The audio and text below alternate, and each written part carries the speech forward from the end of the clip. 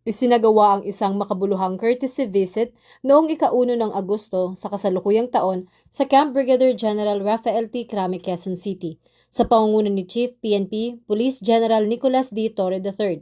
Kaniyang mainit na tinanggap sina Congresswoman Janice V. Dagamo, Retired Police Major General Felizardo M. Serapio, at Retired Police Brigadier General Jerich Royales sa punong himpilan ng pambansang pulisya.